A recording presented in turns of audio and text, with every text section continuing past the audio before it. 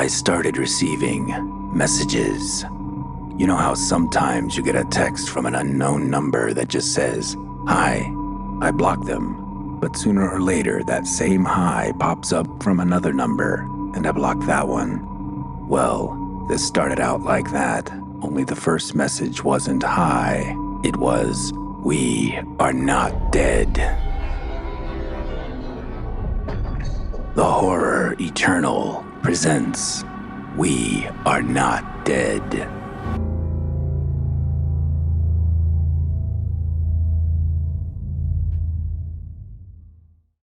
I woke in a sweat, afternoon sun beating me down through the blinds. Realized I'd drifted off after Sadie apparently conjured a watcher in the texts I was reading. Nothing new had popped up, so I probably nodded while waiting. Don't really remember. But now my head was throbbing, midday hangover from a morning drunk. Not as bad as the alarm going off on 3 hours sleep, but a close second.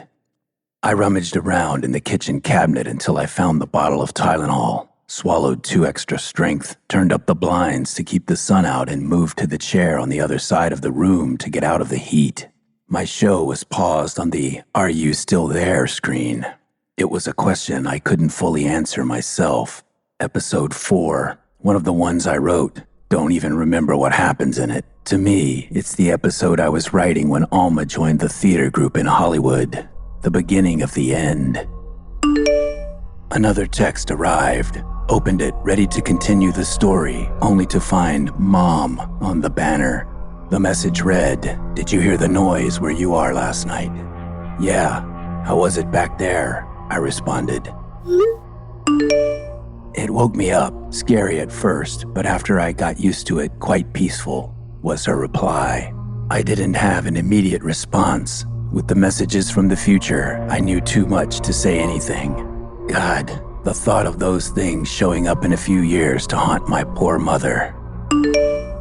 "I had a dream about you last night," she continued. "You were with Alma, and you were in some kind of trouble. Something was after you."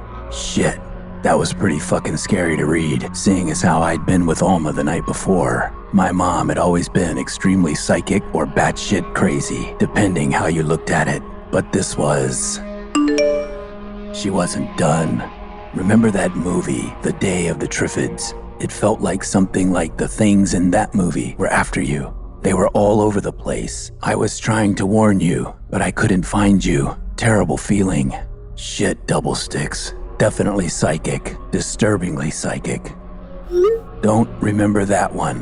I'm okay. Just a bad dream, I replied. This was a lot to take in. Like, a lot. Good. Just making sure everything's okay. Love you. Hearts, she replied. Another text. Slid it open to find the next turn of future events. "How did you learn to do that?" I said, still reeling from the apparently willful conjuring of the Watcher. "I didn't learn. I just did it," Sadie explained. "I got it in my head one day. Could I make one appear? I sat down and closed my eyes, pictured it in my mind, then pictured it in the room with me. And when I opened my eyes, there it was." "Do you think anyone else can do it? Call them up?" I asked.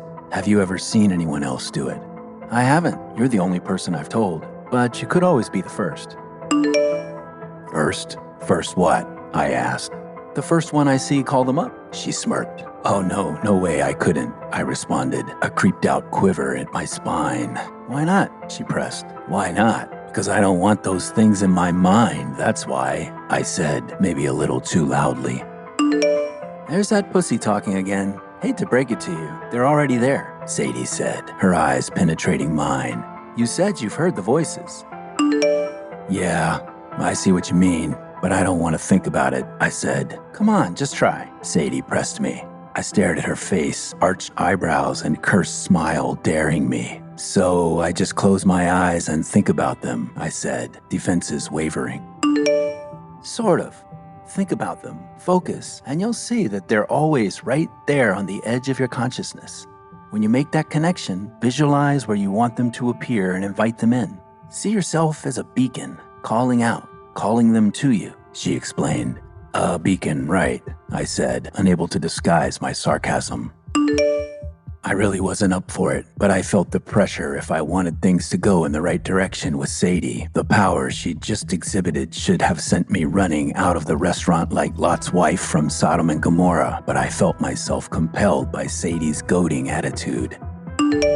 How long do I need to do this? How long until they appear? I asked. I never really think about time, she said. When they appear, you'll know. You'll feel it and your eyes will open. Okay, here goes nothing, I said, then settled back in my seat and closed my eyes. I pictured an alien, the first one I saw in the courtyard, the one in the parking garage at work, their planted bodies rooted along my drive to work, the one in my bedroom in the middle of the night, the one watching me fuck Kate, faces, teeth, all those teeth. In the rush of images, I'd forgotten to imagine them here at the restaurant. I tried to focus, visualizing. The one Sadie had conjured up appeared in my mind's eye. Then a thought came into my consciousness. Brutal, the line of death. Finally, I opened my eyes. Sadie's watcher was still there, alone.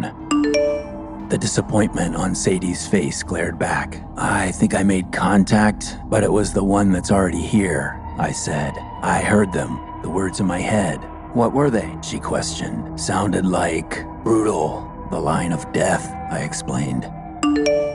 Oh, that's dark, she said. You said you heard them. What did they say when you heard them? I asked. Different things, some benign, some dark, like that. Some just weird or nonsensical. That doesn't creep you out? I asked. No, I have a theory. Maybe an understanding of what it means, or where it's coming from, she said. What's your theory? I pressed. I think it comes from our own subconscious. They're reflecting back what they're hearing, she explained. So you're saying I have a really dark subconscious, I said. I think we all do, she said. Abruptly changing the subject, Sadie asked, Do you hike? Not habitually, I answered. I want to go on a hike. I love to hike in the moonlight, she continued. Like tonight? I said. Yeah, why not? You ever do Runyon after hours? In the dark? I replied. Yeah, when the moon is bright like it is tonight, it's a whole other world, she said. Whole other world? You mean from this whole other world we've entered in the last week? I said. We knocked back one more shot and headed out for a whole other world. We climbed the stone gate by the light of the street lamps to get inside the park. Sadie went right over. I hadn't climbed anything in years, so I felt masculinely challenged as I awkwardly scaled up at a snail's pace, lost my balance, crossing the fence post at the top, and slid halfway down the other side while hanging on for dear life and scraping up my inner arms and palms pretty good. I lay the blame firmly at the feet of the half-dozen shots ingested at the restaurant. Sadie seemed to be a good sport about my lack of athletic prowess, then shot off ahead of me into the dark with a catch-me-if-you-can smile on her face. I trotted off after her, squinting to adjust my eyes to the gray-painted landscape. But worse than the thought of further humiliation should I trip and fall was the thought of the watchers lurking among the shadows of the trees and shrubbery. It occurred to me that up to now I'd only experienced them in an environment totally alien to their natural aesthetic. But here, among the chaparral of the Hollywood Hills, they would blend in with the terrain, like knotted trees with razor-sharp rows of teeth tucked under their bark. Then, all the shadows and shapes around me began to bend and morph, the faces of the creatures appearing, surrounding me, taunting me. I had enough fortitude to reassure myself that it was only my mind working overtime, blocking them out, ignoring my senses, and searching for some trace of Sadie among the tapestry of mental goblins. All at once, I felt something grab my wrist from behind. A shriek, yes, that's what it was. A shriek exploded from me. I spun around to meet Sadie's toothy mouth full of laughter aglow in the moonlight. I'm pretty sure the glow of my embarrassment gave the lunar glare a run for its money. Have you seen them? She asked, the giggle still in her voice. Them? I replied. You mean the creatures? I'm not sure. It's like I do, but I can't tell shadow from imagination at this point. You've seen them, she declared. If you think you did, then you did. They're here. You just have to stop and clear your mind. Between you and me, I'm kinda trying to tune them out here, I replied. You're such a little chicken shit, she said with a suddenly straight face. What's wrong with you? Hey, I started, but then the words stopped coming. Then she took me by the arms, steadying me. Hold still. Now, just focus your eyes into the darkness and concentrate. I did as she instructed, trying my best to put her insulting words out of my head. Paradoxically, the touch of her skin on mine helped put me at ease. I stared down at the Rorschach canvas wrapping my line of sight, and soon the chaos of light and shadow traded their abstract countenance for solid form. And then I saw them, the creatures, lurking before me, just as Sadie said. I see them. Jesus, have they been standing there all along, or did they just appear? I asked. Actually, you conjured them, like you failed to do back at the bar, she said. Are you serious? I asked. Deadly, she replied. Then the two of us swallowed simultaneously like the wind had been knocked out of us. There was movement where there had not been before. The creatures, 3 to be exact, began to move. Is that a trick of moonlight and shadow? I muttered. No, they're fucking moving, Sadie replied. For the first time, a tinge of horror betrayed her tone. The movement was strange, a disturbing kind of shuffle, incremental movements that carried their stalk-like husks along at an eerily rhythmic pace. 3 of them moving together in a line, following one after the other through the shadows and the moonlight along the asphalt trail until they disappeared from sight in a dark thicket of trees. As I watched them, the voices whispered in my mind, like I had heard before in my apartment with Kate. But now it was a chorus. The blood is letting, the flow is good, over and over.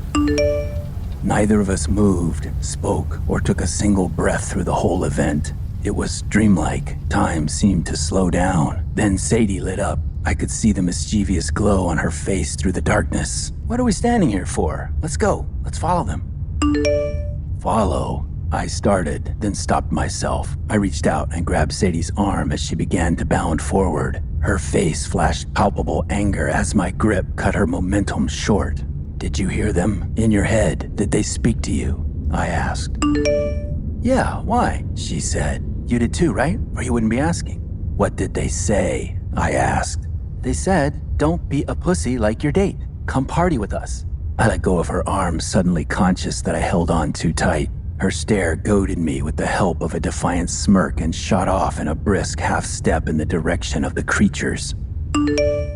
At this point, I seriously considered leaving, ditching Sadie, her fucked-up attitude, and the suddenly mobile monsters altogether. But we'd left my car at the restaurant and taken hers. I now realized that was a conscious choice on her part to prevent me from doing just what I was considering. But there was always Lyft. Of course, despite knowing better, I didn't follow my instinct and soon found myself shuffling warily up the murky path in search of Sadie and her traveling band of watchers. Sure, my carnal weakness was invested in this thing with Sadie, but it was more than that spurring me on. It was the lingering echo of the creature's words in my mind. The blood is letting, the flow is good. The blood is letting, the flow is good. I caught sight of Sadie striding up a dirt embankment in the moonlight, circumventing the natural curve of the path up the hillside. Sadie, I scratched in a loud whisper. She looked back at me and kept moving. I followed up the steep shortcut. The moonlight was bright and I could see the patch clearly before me, but that didn't stop my feet from slipping several times on the loose dirt. When I reached the top, Sadie was a good 100 feet ahead of me, moving toward an embankment that overlooked the city. Wait up, I called out in a strained, hushed tone, some fear of alerting the creatures reaching up and squeezing me by the throat. Sadie didn't respond, she just kept going. I could no longer see any sign of the mobile watchers ahead of her.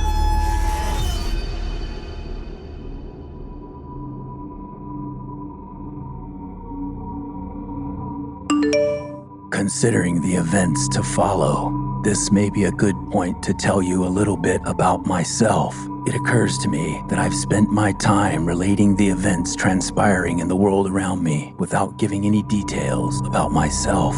As a matter of fact, I've never even told you my name.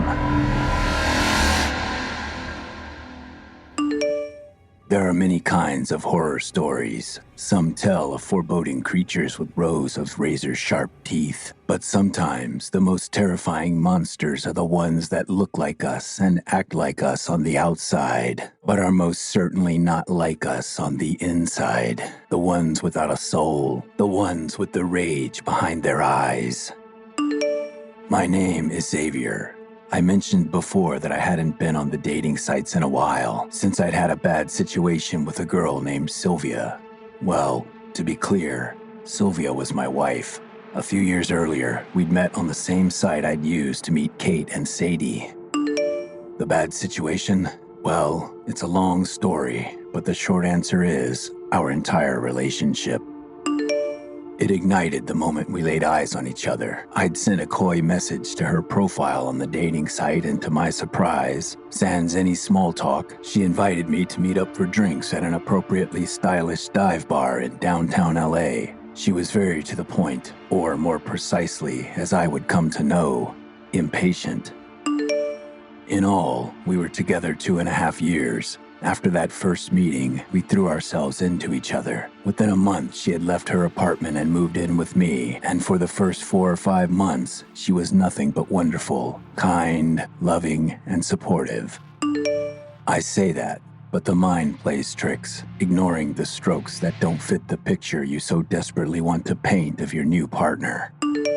One night, about a month into our affair, we'd been at a bar having dinner when I inadvertently, judgment lowered by a few drinks. You know how it is. I made a comment about how attractive the waitress was. Then, when she came to check on us, I must have been too friendly, talked too long. Whatever it was, Sylvia got up as if going to the restroom and didn't come back.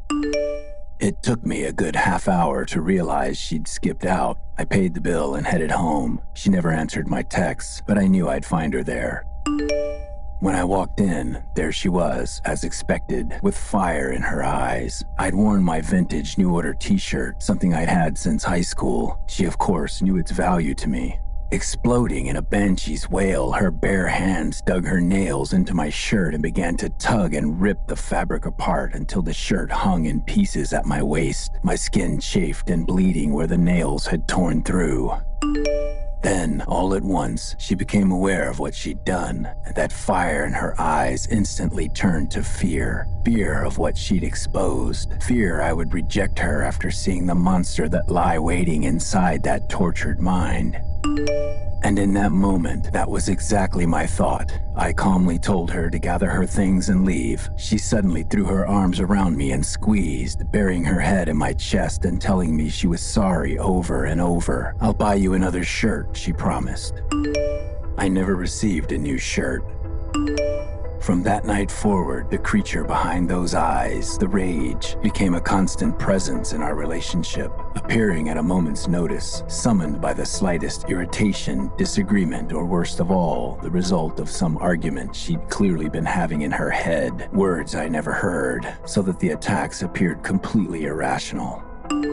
Sylvia was up front from the start. At least, that's what I thought at the time. Given the chaos that followed, I've since been forced to question my understanding of everything she ever said. She told me there was one thing she wanted in life: to get married and have a family. She'd left her previous long-term relationship when she realized he was never going to marry her. Taking her at her word, I swallowed the bait. It all happened very fast, but in the beginning, the intensity was intoxicating. I'll admit I was swept up in it, but once the demon inside of her was let loose, a toxic schism of passion and intensity offset by anger and outright hatred began to grow. Within a year, we were married. I should have known there was a disconnect when I gave her what she said she always wanted, to be married, but she didn't take my name. There was no discussion. She simply didn't bother to fill out the paperwork after the wedding. When I would ask when she was going to do it, she'd say she was busy and hadn't gotten to it. The issue lingered below the surface for most of that first year, until finally I confronted her directly and she gave in, admitting that she had never planned to change her name. I mean, if you claim your dream in life is to get married, but you don't follow the most basic tenet of the institution, taking your partner's name, something's off. There couldn't be a clearer contradiction. It was a disconnect that, to me, defined the entire relationship perfectly. However, I have to admit this is a clarity I can express only in hindsight, after much meditation on my experience. At the time, I was merely frustrated and confused. We'd already begun trying to have a baby long before the nuptials, but it wasn't happening. The longer we tried, the wider and more unhinged her swings from desire to rejection became. That was followed by a string of troubling and inappropriate situations involving other men, old friends, you know the type. The ones she'd either had some kind of relationship with, always desired her, a fact she casually made sure I knew about, or a straight-up ex-boyfriend who's now a friend, appearing out of nowhere and suddenly becoming very involved in our lives. There were out-of-town trips with coworkers where she stopped communicating for days at a time. The discovery of sexually descriptive DMs, which of course, I was told, were not what they looked like. In every instance, any objection or concern raised was countered by accusations of jealousy or controlling behavior, textbook gaslighting. There was even a particular night where I received a text around 11 p.m. letting me know she was, quote, too tired to drive home, staying at her friend Darla's place. Now, Darla lived across town for sure, but no more than a half-hour's drive. Of all the many inappropriate situations I'd been forced to endure, she'd never done anything like that before, and I wasn't comfortable. I can pick you up, I offered, but there was no response. I decided to drive to the friend's house. When I arrived, there was no sign of her car. I texted again, this time with a simple question mark to follow up my previous offer. Then it dawned on me. I could look at the phone records and see if she'd been talking or texting with someone else, since clearly she wasn't at Darla's place. Sure enough, there were no texts or calls to Darla's number that day, but later in the evening there was a series of texts to a number that appeared to cease at around 8 p.m. I looked up the name associated with the number and then searched up an address. I recognized the name. Eric, a photographer she'd worked with fairly often, doing hair and makeup for his shoots. There had been several overnight or multi-day out-of-town shoots with him in the previous half year or so. I drove to the address, a large apartment complex, and while walking up to the door, I passed the parking garage, and there was her car parked inside. My heart stopped. I took several photos of her car and texted them to her. Then I continued to the call box and buzzed the apartment number several times.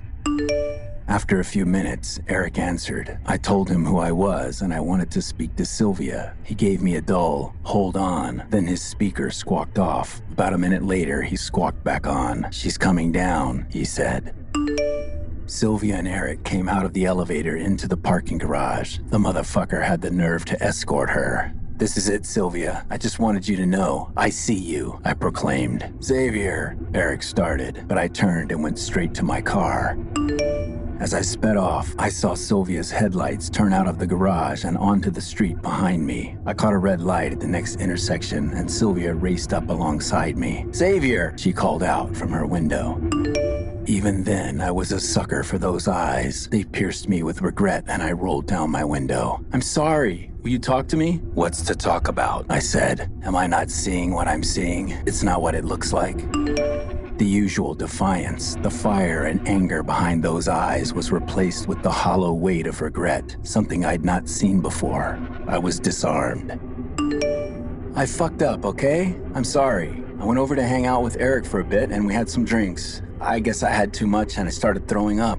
I couldn't drive home, so I told you the story so you wouldn't think something was going on," she said. In the moment, the thought didn't come, but it did with time. Why were you hanging out and having drinks with a guy at his apartment in the first place? We drove home. I didn't say much. We didn't speak about the situation for a few days, avoided each other for the most part. Then, at the end of the week, she came to me with ring camera footage of the night in Eric's apartment.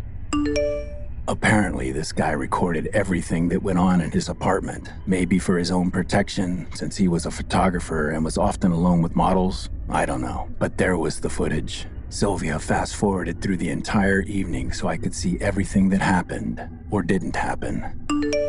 I felt obliged to accept what I saw, but of course, I was only lying to myself. The footage couldn't answer the most obvious questions. Why was she there in the first place? And what would have happened if she hadn't gotten sick? So you can see, years before the visitors appeared, I had my very own malevolent creature watching my every move, judging, criticizing, disparaging, parading, and betraying. A perplexing riddle every bit as enigmatic and obtuse as the words spoken by the creatures in my mind. And then one day, she disappeared, gone, vanished, without a trace. All at once, the chaos ceased. On the day when it happened, I texted, "On my way," as I usually did when I left work. She responded with her usual woohoo. That text came at 6:10. I sat in traffic for a little over an hour and got home around 7:30. Because of her text, I was a little surprised to find that she wasn't there. Woohoo usually meant she was home, but there were times that it didn't, so while a little disappointed, I didn't see it as totally unusual. I sent a text, "Where'd you go?" but there was no immediate reply. I waited an hour, two. Finally, I texted again, "Did you work today? When will you be back?"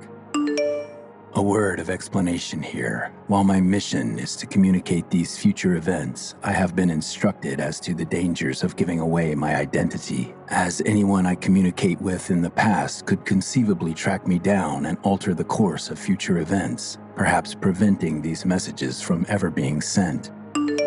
I know, it sounds like a contradiction, since my mission is to deliver a warning in hopes of achieving just that result, but we have concluded that in all likelihood, despite any minor personal changes that may occur, the visitors would still appear, but having my personal timeline disrupted could mean that the means to send these messages would be lost, might never come to be.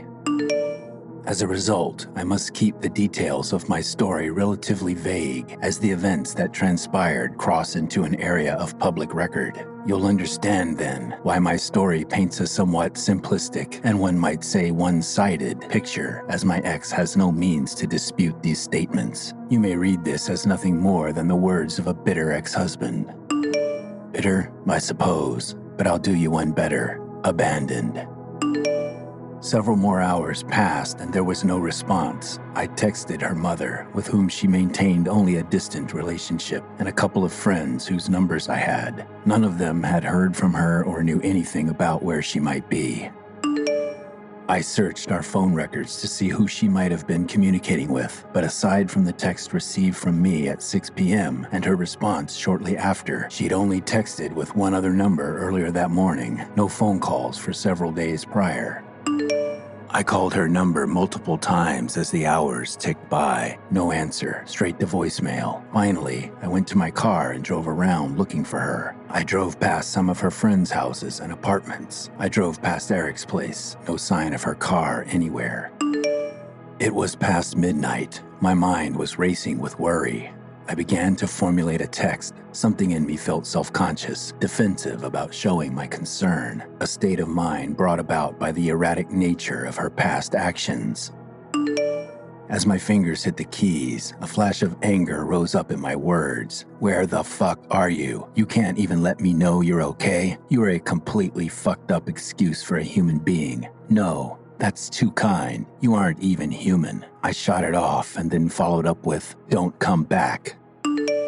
To this day, I regret that that was my last text to her, even though I know she never received it. After sending the text, I went into the kitchen to make myself a drink, ease the stress and confusion. At this point, I still felt I was in the midst of yet another trauma bond cycle, but when I opened the refrigerator to grab some juice, there was her phone on the shelf, my angry text displayed on the lock screen. Wherever she was, she'd left her phone, and in such a way as it would appear that whatever happened, happened in a hurry, and possibly out of her control, as I'd assume if she noticed she'd left her phone, surely she would have come back for it. I checked the drawers in her room. Nothing appeared to be missing, no sign of anything packed, toiletries and makeup all there, luggage all accounted for. Likely not a premeditated action. I took some small comfort in the fact that it didn't appear she'd left for an extended period or for good. In time, though, I would come to realize that the phone was probably left behind on purpose. If she'd left of her own accord, she most likely had another one. Then, as the anxiety crashed against my mind in waves, a vibration rose up in the walls and the floor all around me, subtle at first, consistent, then more intense. It was nothing like an earthquake, no swinging or shaking, but I could feel it through my entire body.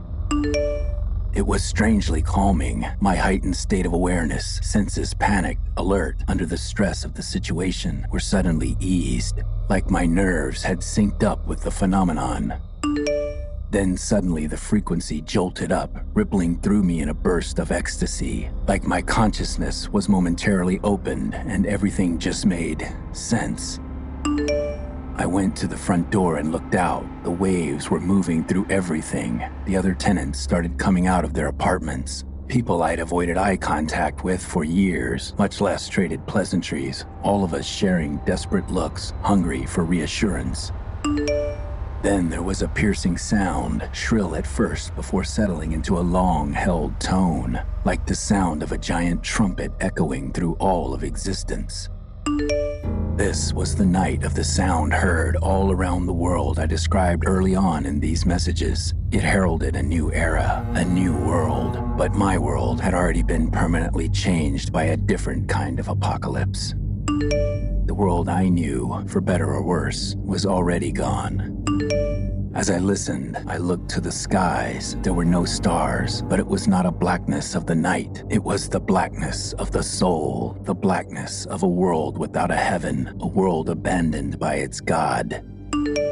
Or, perhaps more aptly, the blackness of a world that had turned its back on its God, and he'd simply taken the hint and gone away. This was a world on its own, a world abandoned. Flashes of light, purple and green, streaked across the sky, the light spitting distorted shapes and serpentine forms across the land. Eventually, the sound began to fade, slowly over the next half hour or so, fading like a dream until all that remained was a subtle tremor running through everything. Then finally, nothing. Cheers broke out among the other tenants. I could hear whoops and hollers, a loud roar like a stadium coming from the city all around us. One of the other tenants, a man I'd never spoken to, but whose face I knew from around the building, came over and grabbed me and held me in a tight hug. I went back inside. The momentary exultation of the sound was quickly replaced by the emptiness of Sylvia's disappearance, deepened by the sense of having experienced something so extraordinary without her there to share it. Where was she when she heard it? I thought. Had she heard it? What did she do? How did she react? I found myself relating to the entire experience through my panicked thoughts of Sylvia. I took her phone and laid down in our bed. My head was heavy with the weight of the situation, but somehow, deep inside, I knew there would be some kind of explanation, some maddening reasoning for her disappearance, and that I would, as always, after a period of silent brooding, be forced to accept, because the only other choice would be to end the relationship, and before I knew it, I was fast asleep. When I woke, she hadn't returned. I went into work, assuming I'd hear from her at some point during the day, or she'd be there when I got home, but neither assumption materialized. The entire day passed and I didn't hear from her, and she wasn't there when I got home. I called every friend or acquaintance I knew of and every name and number in the phone logs that she'd called or texted in the months before, but no one had any knowledge of her whereabouts. No one had heard from or seen her. The day passed, then another and another. I watched the numbers that came up on her lock screen. I didn't know the password. There were only a couple of texts from a friend of hers, a few scam phone calls, one from somebody looking for her for work. I knew this because I called back any number I didn't recognize. As the days went by, the texts and calls, scam likely aside, dwindled. Everything began to feel unreal. My mind seemed to be detached from a reality it could not reconcile. Of all the emotional tumult that had ravaged my life with her, and I'm quite sure there were many days I'd wished she would just disappear, this was nothing I could prepare myself for. It was something my mind could not accept. After a week, I went to the police. I filled out a missing persons report. The detective I spoke with spent most of the time reassuring me that most people who disappeared in this way had simply run away with a lover or chasing drugs. His advice was to accept that she'd left me and to go on about my life. I'd most likely hear from her sooner or later. It was no small comfort. Weeks went by, an entire month. Her mother called me several times asking if I'd heard anything. I told her I hadn't. After work and on weekends, I would drive around for hours on end to places we'd been, places she'd gone, places she'd talked about, just hoping to come across her, but I never did. 3 months had passed when I received a call from a different police detective than the one I had spoken to. He wanted to interview me about Sylvia's disappearance. Apparently, her mother had filed a missing persons report. I went in and answered his questions as best I could. I got the feeling he was looking at me to see if I had any connection to her disappearance. It was a sick feeling. A kind of dark anxiety took up permanent residence in my guts. The 2 years passed and Sylvia never reappeared. All of her social media accounts remained inactive since the day she vanished. I kept her phone on just in case. For 2 years, it was quiet. And then the Watchers appeared. After the startling turn to a personal nature in the unfolding revelation of the future, the texts stopped coming. First a day went by, then 2, then 5. I must admit, the longer it went on, I found myself in something of a panic, eyes constantly staring at my phone, like one of Pavlov's dogs, salivating for the familiar chime. I'd started receiving texts on a pretty regular basis from Alma. I knew this was not good. After all, what would poor Duke think if he knew this was happening? Most times, she was asking for updates on the story unfolding in the future texts, which I was more than happy to share. I took some ironic delight in relaying every detail from the story of Xavier's demonic wife, but I'm quite sure the irony went right over Alma's head. Now that I had no updates, Alma seemed to be suffering withdrawals herself. I was dropping off my truck at the loadout at the end of my shift when a text appeared, my momentary excitement squashed by Alma's name on the lock screen. "Let's meet," it read. "Same place?" I foolishly replied. "I'm not hungry. I'll just meet you at your place," she answered. My head knew this was not good, even as my fingers typed, "Sounds good." When I arrived at my apartment, Alma was waiting. I let her in as I passed the entrance and she followed me up to my place. Acting out our old boyfriend-girlfriend routine, I asked how she was doing. How was her day? I'd learned long ago you ask Alma how she's doing and how was her day when she comes home, or you won't be doing good and you'll have a bad day, or night, or whatever time it happened to be. But she only responded with a dismissive grunt. I could see a fire was burning behind her eyes. I was very familiar with the look. "Why are you holding out on me?" she said as soon as we stepped inside. "What do you mean?" I responded, half knowing what she meant. "The text. Why are you keeping the story from me?" she demanded. "I'm not," I said. Before I knew what was happening, she was in my face, her breath on mine, her hand sliding back and forth across my crotch. "Is this what you're holding out for?" she said with her own special blend of playful anger. In this woman, two things could be true. "I'm not. There are no new texts." "Give me your phone," she said as her hand crawled into my pants, sending an ecstatic shiver right through me. I didn't resist as she grabbed the phone from my hand and stepped away to look. "Damn," she grunted in frustration. "I thought for sure you were lying." She handed the phone back to me, but the playful glimmer still swam in her eyes. "Why would I lie?" I asked. "To get me here, I'm sure." I nodded, but words evaded me. I could feel the energy coming from her. These stories seemed to affect her as much as me. She slumped on the couch. "What happened? Why did they stop?" "No idea," I said. "It happened before. They'll start up again. Maybe whoever's writing them is workshopping some new material. They've never stopped for this long. That's what you told me," she continued. "What do you have to drink?"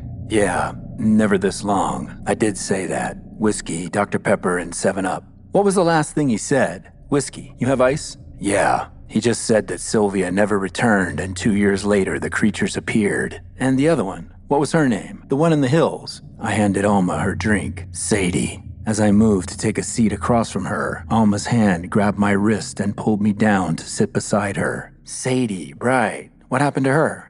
I don't know. He kind of left off in the middle of the story, went into the history with his wife, Sylvia. Not sure the connection. I'm really sorry. I just want you to know that. I'm really, really sorry. She blurted incongruously. Sorry for everything that happened, the way things went between us. You're a really good guy, and you didn't deserve any of it. Oh, okay. Thanks. But it still happened. I just apologized. Is that how you're going to treat me? So what are you saying? What am I saying? Why the apology now? Because I'm sorry? Why else? I mean, okay, thank you. But what are you saying you want to happen? I'm not saying I want anything to happen, Evan. I'm saying I'm sorry for what did happen. Okay. So, I was thinking about it. And if we just experienced the trumpets, doesn't that mean the story of Sylvia's disappearance, is happening now? Like, it's happening right now in our time. You're right. I hadn't even thought about it like that. If we could find someone named Xavier, whose wife has gone missing, we'd have our guy. Okay, but that'd be impossible. We've got nothing but a couple of first names to go on and the vague idea that it's happening somewhere in L.A. You know as well as I do, as big as L.A. is, it's a small world. That's kind of true. Give me a kiss, she said abruptly. Huh? Kiss me, she reiterated. I leaned forward and kissed her gently. I was thinking, marriage licenses are public record, Alma continued. How hard would it be to search the records from the last few years for a Xavier and a Sylvia? I'd think very hard, or at least time-consuming. Who's got time to do that? Don't you get like 3 days off a week? That's my writing time. What have you written lately? Seems like you're mostly busy drinking and reading those texts. I'm not doing that. And anyway, don't you remember the warning? We look for the texture and we could fuck up the future. Except we haven't, because you're still getting the texts. But then again, I'm not, am I? Maybe that's why the text stopped. We found him and now the timeline's been altered. No new texts. Does it really work like that? Seems like if we found him and fucked up the future, there would have never been any texts at all. I don't know. You're probably right, but I still say it's too risky and most likely impossible. Just then, a flickering of golden light flashed through the blinds behind us, dancing across Alma's face, highlighting the shades of amber in her irises. Alma continued, ignoring the flash. If we divide up the areas around the city, you do half, I do half, I'll bet you we can find them twice as fast. Alma, I said, I'm not doing that. Then the golden rays danced across her face once again, but this time the flashing didn't stop. We both looked to the window, sliding open the blinds with our fingers to look out. The light was flickering down from something just above our eye line, casting a dizzying confusion of shadows across the courtyard outside. We got up and stepped out to the balcony to get a better view, and what a view we got. A large, luminescent mass hung like a foreboding cumulus cloud of pure energy in the air above the courtyard. Its malleable glow slowly warping, shifting, and morphing, an illuminated Rorschach test, a winged bat like a demon, a swaying tree of thorns, a screaming human skull. I heard Alma's voice in my ear, rough, dry. What is it? I looked down to her face, her attention focused on the object, its seductive flutter in her eyes. And then I saw something like a twisted stream of smoke rise up from her eyes, flowing up through the thirsty night air toward the thing in the sky. Instinctively, I drew my face down to hers to block the light, placing my lips on her soft flower petals. She was receptive. The embrace was long and passionate. I placed my hand on her hip and guided her back through the entrance and closed the door behind us. Our embrace melted to the floor and we became a fluid mass of lovemaking in the mad flash and flicker of the light through the blinds. I drew my head up for a moment to check her eyes. They were dark again, nothing seeping out, only her natural fire smoldering inside. She was safe. Slowly, the light faded. In the intensity of the act, I didn't notice the exact moment it was gone, replaced by the imposter glow of my end-table lamp. At the sound of the chime, both our heads snapped to from the maws of ecstasy. I was instantly on my feet, reaching around for the phone. Is that him? Alma yelped. My own pleading eyes found the banner as the lock screen lit up. Pay dirt. Holy shit, it is, I announced. Alma's breath made a sharp, sucking sound. You better not be fucking with me, she hissed. No, for real. Get over here. Let's read it, I said as I slumped onto the couch. Alma sprung up onto the cushion next to me, and we watched with bated breath as I opened up the text message. Dear reader from the past, it read, I must report to you that somewhere in the course of the last few texts I sent, I began to feel a kind of dizziness, followed by a puzzling phenomenon in which whole moments in my memory of the horrible time with Sylvia and her subsequent disappearance have become unclear, fuzzy, out of focus, losing cohesion like a dream on waking, we read. Then another text announced itself. I can read the words I have texted you, very clear descriptions of a time and place specific incidents, but the memories drawn out by those words are confusing, distant. Some even appear to be non-existent.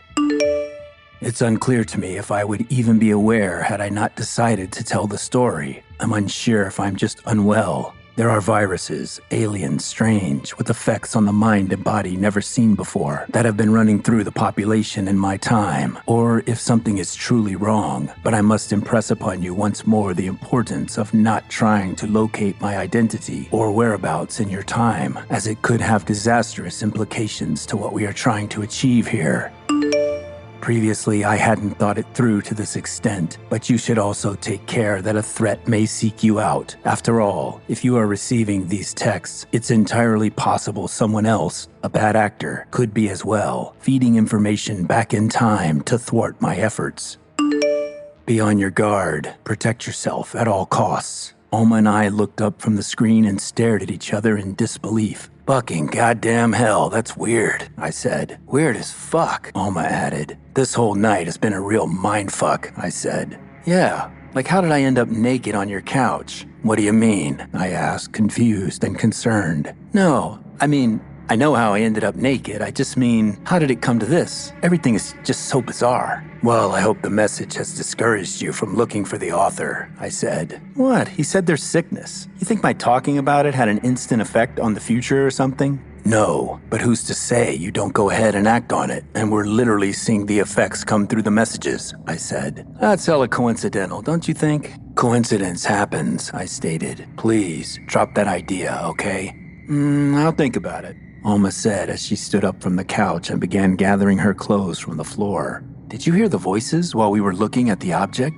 What do you mean? I asked. Yeah, there were voices. You didn't hear it? I couldn't tell. It was like they were inside my head, but coming from outside. No, I didn't hear anything. What did they say? She stopped, looked at me, thinking. I don't know. It was weird. Didn't really make sense. Tell me, what did it sound like? I pressed, remembering these same words from Xavier's description of the creatures in the future. Sounded like the blood is in the womb, darkness, still, come in death, or something like that, she said as she started slipping back into her clothes. Shit, I let out. What? She asked. That's very much like what was in the text. The voices he hears in his head when he's near the creatures, I explained. You're right. Freaky thing is, I have an understanding. I think I know what it means. The earth is in the womb, getting ready to be birthed into a new existence. Are you making that up? I asked. She gathered up her purse and keys and bent over to me, hands on my knees, and stared directly into my eyes. I'm dead serious, she said, then kissed me and went out the door. I hopped up from the couch, grabbed my jeans off the floor, and slid into them as I moved to the door. I opened it in time to watch Alma as she neared the entrance and turned out of sight. I suddenly missed her. It had taken me months to lose that feeling, and now here it was again. My eyes turned up to the sky above the courtyard where the object had been. I let my eyes settle on the darkness. It was almost as if I could see the shape of the thing still floating there, only now it was the same black color as the night sky, its mass fluctuating and shifting, a thread of soft black smoke rising up from its center, like the smoke I saw rising from Alma's eyes.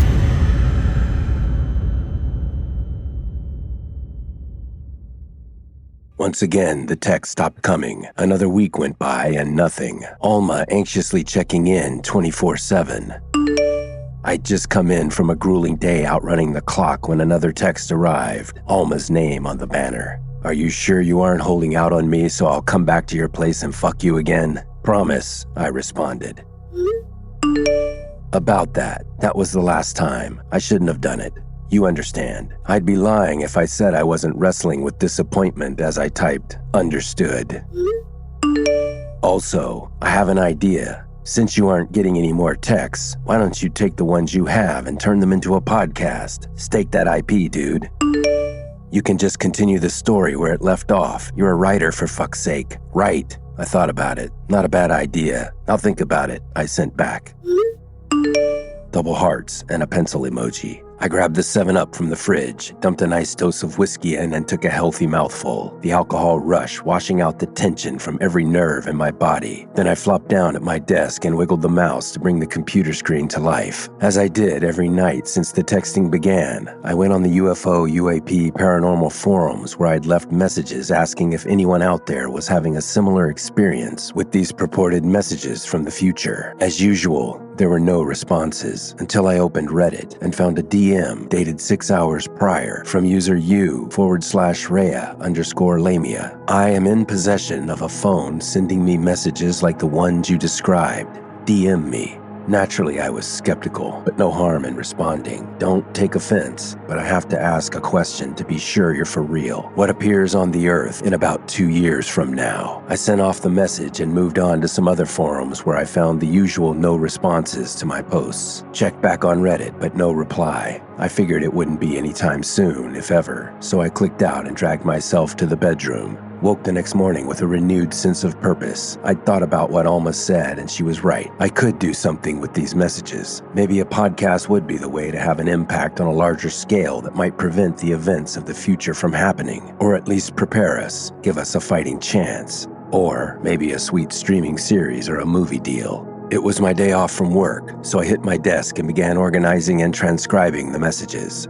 After a few hours in a zone I hadn't achieved for a while, the Reddit DM popped into my head. I pulled up the page and opened my messages. A rush of exhilaration hit as I discovered a reply waiting in my inbox.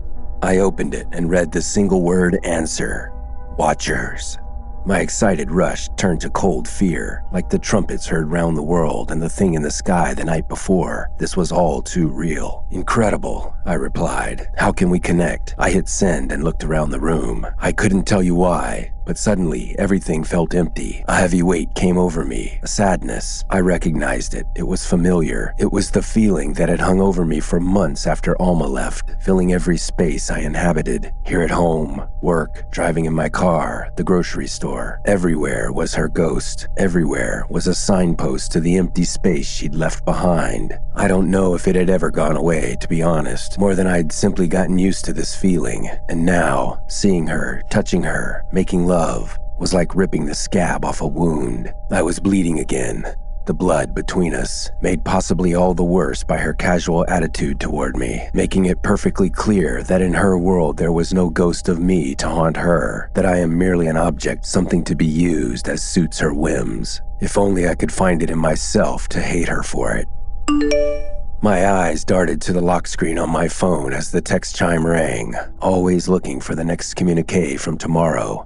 It was Alma. It read, I had a dream about the texts. You started receiving them again. Only now, the future was a paradise. The creatures all went into a cocoon-like state, and when they emerged, their form was completely different. They had wings and glowed like pure energy, like the thing we saw over your apartment last night. They emanated a kind of purity, goodness, and hope, and mankind was slowly restored to its original state of innocence.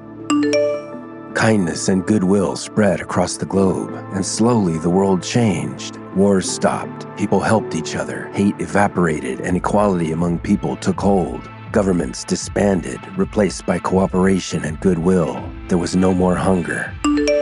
People were happy. It wasn't that there was no more pain or sadness, life being impermanent as it is. There was still death, but it was like everything was reversed, and people faced the world from a place of joy in their hearts. And you and I were together. We were married and had happy, healthy children, a boy and a girl, Prudence and Oscar. But then something happened. Someone came from the future, a woman. She seduced you, then she murdered you, and all that had transformed began to decay. Hatred, distrust, anger, and jealousy all returned, and the hopes and joys mankind had achieved were washed away, and hell returned to the earth. I don't know what it means, but when I woke, I was worried about you. It felt less like a dream and more like a warning, a premonition. Maybe it came from that thing in the sky. And now I'm stuck with this ache inside, the pain of regret for all that I've done. I know I said it before, but I'll say it again. I want you to know that I'm sorry. There was a sudden feeling of expansion inside my body, my entire being, squeezing tears from my eyes. I closed the text thread, swiped and deleted it. I went out to the balcony and looked up. There was still a distinct fluctuation in the space where the thing had hung in the sky, an impression on reality that refused to fade away. Later that afternoon, as I diligently transcribed the text, the chime rang out and the thread snapped down to the bottom, revealing the message. It read, "The fever seems to have passed. Some events are still hazy, indicating possibly permanent damage from the virus." or whatever it was. But I'm drawn back to an image in my mind, a vision of horror from that night in the Hollywood Hills with Sadie. I'd finally caught up to her at an overlook that rounded the hillside. The watchers were gone, or maybe to use a more precise term, imperceptible. Sadie turned from the glow of the city and met my eyes as I approached, held me tight in her gaze. "They know you," she said. "They? Who? Who knows me?" I responded. "Them. The Watchers," she said. "I don't understand. How do they know me? How do you know what they know?" "The voices. You asked about the voices we hear in our minds when they're near. I heard them tonight, starting with the one we summoned at the restaurant." "It spoke to me, but clearly this time," she explained. "Only it wasn't in that weird word scramble. It was something different, something clear, something more like an impression." "An impression? Okay, but what does that have to do with me?" "Maybe it has to do with the fact that we both reached out with our minds to call it into being. Maybe there's a connection. But it gave me a clear impression of you and the canyon, and that I should bring you here." Her description set my already pounding heart rate on overdrive. "Okay, that's kind of terrifying. Why didn't you tell me this? Is this some kind of setup?" No. At least the impression isn't anything like that. There's something here, something you need to find," she said, running her palms over my hands, sliding her fingers between mine and gripping them. "Is there something you lost?" "No, nothing comes to mind. I haven't been up here in years," I replied. "Anyway, we both reached out. Why didn't I get this impression back at the restaurant?" "Did you lose someone?" Sadie said, the gleam of the moon hitting her eyes. My mad racing heartbeat skipped. "What do you mean?" I said, my voice suddenly shaky. "What do you mean, someone?" Someone close. You lost them, lost her," Sadie continued. Her words sent my feet back a step. "Okay, that's it for me. I'm getting out of here." I started walking. "Are you coming or staying?"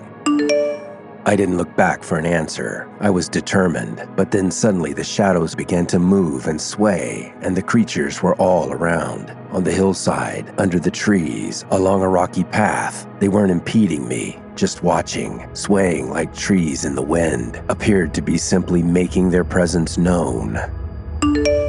Then it came, an impression, just as Sadie had put it, a face, half buried in the dirt.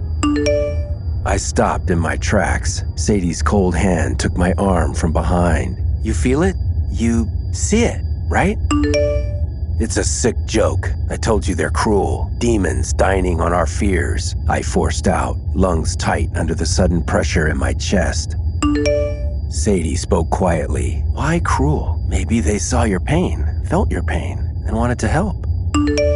I stared at the ground, refusing to meet her eyes. "Maybe that's why they're here, to help us all," she continued, "to heal the human race." "You're projecting, Sadie. Nothing that looks like those things can be here to heal anything." "Sounds like you're projecting a very human-centric reality onto something just because it looks different." I'm getting out of here, I resolved finally. Wait, she held my arm tight. Don't you want to know? Know what? I asked, patience waning. Where she is, Sadie said. I'm done with this, I said, pulling my arm away from her grip and moving back down the trail. My determined stride was cut short as a massive shadow passed over ahead of me, leaving one of those damnable creatures standing directly in my path. A start sent goosebumps crawling over my flesh, and before I could stop, the image was in my head. Sylvia, her face half buried in the dirt, skin mostly gone, decayed, a rotting skull. A rage lit up inside of me. Fuck you! I exploded, then shot forward as fast as I could, lowering my head to pass through the creature. Only my body recoiled as it met the immovable force of solid form, the violent impact throwing me back to the ground.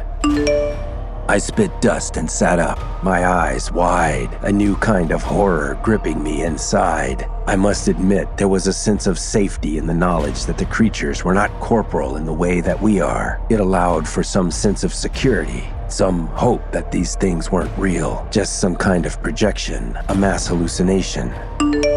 Now that I'd experienced a very defined contact, all sense of safety had been stolen from my frame and replaced with pure terror. I felt Sadie's hand on my shoulders as she came up behind me. "Oh my God," she said. "Are you okay? What happened?" "What? It blocked me, that's what happened," I said, wiping the dirt from my face. "So they're real. Or they can be if they want to be," she exclaimed on half a breath. "Yeah, seems that way," I said, pushing myself back up to my feet. I watched as Sadie walked to the side of the pathway and picked up a large branch from the ground and approached one of the creatures standing nearby. She held out the branch and touched the creature. As with me, the branch stopped against the fully realized form. "This one too, it's solid." She tossed the stick to the ground and walked back over. "Do you think it's all of them?" "How the fuck should I know?" I said. "Maybe it's you," she said quietly. "Me what?" I asked. "They seem to be focused on you in a very direct way. Maybe when you challenged their existence, they were finally brought through into our world." "That doesn't make any sense. Me out of all people. I'm the one. Why?" "I don't know. I also don't know why there are alien golems suddenly populating the planet. But there are. There's no frame of reference for anything anymore," she said. "Well, I'll agree with you there," I replied. No matter how hard I tried to keep it out, push it away like the intrusive thought that it was, I couldn't keep the vision of Sylvia's face out of my mind. It was like two images transposed over one another, one of her rotted remains, the other her peaceful face, eyes closed, like the last time I'd watched her sleeping in the bed next to me. Her inner beauty flourished in the stillness of her sleep, free from the storm wall of chaos that fueled her waking condition. A piece on her face I wished for her soul. I would sit and just watch her in that state, sometimes for hours. There was a sudden movement, and even Sadie took a quick step back as two long appendages unfurled from the watcher's torso, ripping through the thin, fibrous membrane that held them close to its body. Long, sinewy fingers clacked and popped at the joints as they opened up into razor-sharp, spiny talons. It was alive in a way we'd never experienced before. A terrifying visage poised like death against the moonlit night. The text stream ended on a dramatic hook, the fully unsheathed revelation of the now physical watchers. Very cinematic, very cliffhanger. The thought that maybe I was being played by an extremely creative and, I suppose you'd have to say, bored writer crept into my thoughts once more in defiance of the undeniable experience of the trumpets. I suppose two things could be true. Brushing the momentary doubt aside, I refreshed the Reddit feed on my computer, hoping for another response from u/Rhea_Lamia. I suddenly saw myself chasing the same dopamine rush with these mysterious DMs as I had with the texts. I had become, a speed freak worthy of Philip K. Dick himself, only my drug came in the form of messages from the future. Again, not unlike Phil Dick. Jesus, I thought. I hoped I wasn't staring down the barrel of an aneurysm. There was no response waiting in my DMs. I spent the afternoon transcribing texts and checking my phone and DMs. Alma texted several times to see if any new messages had arrived. Later, as the evening approached, I returned to the apartment after a quick grocery run to find a new DM waiting. I clicked it open to read the following day's date and a time, 2:45 p.m. It wasn't clear how I would know who I was looking to meet there, but I knew I would be there, come hell or high water. But who was I meeting? Could it be not someone receiving messages like myself, but the actual author of the text, toying with me, seeking to take the charade to another level? Or maybe this was the big payoff they'd been building up to. Surprise, you've been punked. Either of these scenarios was admittedly more likely than the idea I was actually receiving texts from the future. But the trumpets. I considered telling Alma about the DM with its impossible reference to the Watchers, but decided to keep that new piece of the mystery to myself for now. It was around 6 p.m. I was burnt. Enough transcribing for one day. Good start. It was invigorating to write again, even if it wasn't actually my writing, so I decided to celebrate with a drink. Halfway through my second rum and Dr. Pepper, the text chime called out. I opened on expectation of yet another follow-up from Alma and found my Pavlovian desires positively fulfilled. Another text from the future, once more dramatically taking off from the latest terrifying plot twist. It read, "The forbidding shape of the Watcher's fully revealed form threw down a cold black shadow across the moon-soaked ground. A clattering rose up in the air, a vicious clicking and gnawing, something in the Watcher's gnarled form fighting to get out. A sudden plague of bodies flooded forth from the Watcher's monolithic frame, small, shell-like creatures of long, jagged shape. Deep grooves and ridges ribbing their surfaces, thin spidery legs like rootstocks beat the ground with flickering strokes, thousands of them, disproportionate to the size of the form from which they fled. The fast-moving swarm clattered all around us, streaming out toward refuge in the shadows of the nearby underbrush. As quickly as they burst forth, they were gone, and the eerie silence returned. The Watcher was still, menacing with its newly revealed appendages outstretched like scythes ready to cut. Then it moved. It appeared to turn, one of its rakes extending out ahead of it, pointing down the trail. Then weighty stalks began to rip free of their fibrous wrappings, and it was moving slowly forward on powerful limbs. It strode with a staccato rhythm, out of sync with the natural flow of time, flickering, freezing up, and snapping forward like a glitch on the screen of reality. Sadie and I followed, stopping and starting as we tried to match its stuttering pace, carefully maintaining a safe distance. Reaching a turn in the trail at the bottom of the hill, it continued forward into the brush of a wooded area, the weeds and bushes caving under the weight of its sudden mass. We stepped off the trail, keeping up in its wake as it continued forward into a dense thicket, only to find ourselves jumping back when the long appendages suddenly raised up and began to swing wildly in the shadows, hacking away at the knotted undergrowth. We ducked, shielding ourselves from the rocks and dirt flying up from the maelstrom. Then it was quiet, still. I looked up from my shielded eyes to see nothing in the darkness before us. The Watcher had seemingly vanished, leaving behind a fresh clearing. My mind crumbled as the image of Sylvia's face raked my consciousness once more. Only now I could see the reality of the image was just ahead of me. The fresh ditch carved in the hillside pulling me toward it. Sadie looked at me. Her expectant eyes told me she'd seen it too. I got up to my feet and started moving slowly toward the freshly stripped dirt, some dark curiosity pulling me into the shadows. Air turned cold against my skin in the moonlight. Sadie stayed back. My eyes adjusted to the darkness, a patchwork quilt of silver shining through the leaves above. The shadows faded to a light gray haze as my sight passed slowly over the clean-shaven earth. A trembling moved through my frame, certain of what I would find there. I braced, tracing the contours of my fears. The smooth curvature of skull-shaped bone leading down to deep black sockets, a nose bridge, teeth tucked underneath, barely breaking the surface of the soil. Her face, Sylvia's silent face, sleeping in peace, transposed over the horror of her remains. I dropped to my knees and slid my fingers into the dirt, gently moving it away to reveal more. There were patches of matted hair still attached to the skull in places, thick and black like Sylvia's. Still, the thought occurred to me. With the amount of decay, how could I be sure it was her? Could I trust the visions thrust on my psyche? Could it be a trick? How could I be sure? How could I know? Then the thought of her wedding ring came up in my mind. Of course, if she was still wearing it when she met her end, it would be all the proof I needed. My hand scooped the dirt away to find a shoulder joint, then scraped down the length of the humerus, exposing the elbow, then excavating the radius to the wrist and finally the hand. I ripped and tore at the earth with such urgency my scraped fingers turned red with blood, clearing away the phalanges until a tiny sparkle of moonlight glinted back at me. It was the ring. Sylvia's ring. The vintage band I'd bought at the antique jewelers on Melrose. Unmistakable. I slid it over the bony joints, removing it, held it up in the moonlight to inspect. Something clenched inside as I studied the diamond engravings I knew so well, the last uncorrupted fragment of her being. My wife, my dead wife.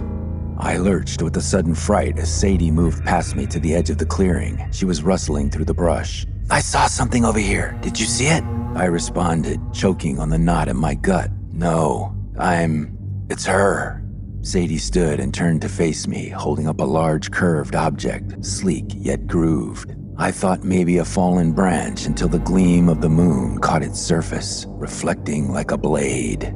Her eyes widened, then narrowed with a dangerous glee, as if something had come over her. "It's one of the talons. Must have broken off as it tore up the dirt." She turned her gaze up from the prize to me. "This proves they're completely corporal now. Physical evidence of an alien life form," Sadie continued as she moved toward me. "A sample that can be studied." She stopped at my side, finally taking notice of the object between my fingers. "What did you find?" I stood up, holding it out to her. "It's Sylvia. She was wearing her wedding ring." She set the talon down and reached for the gleaming adornment with both hands, running her fingers over its surface, studying it with covetous eyes.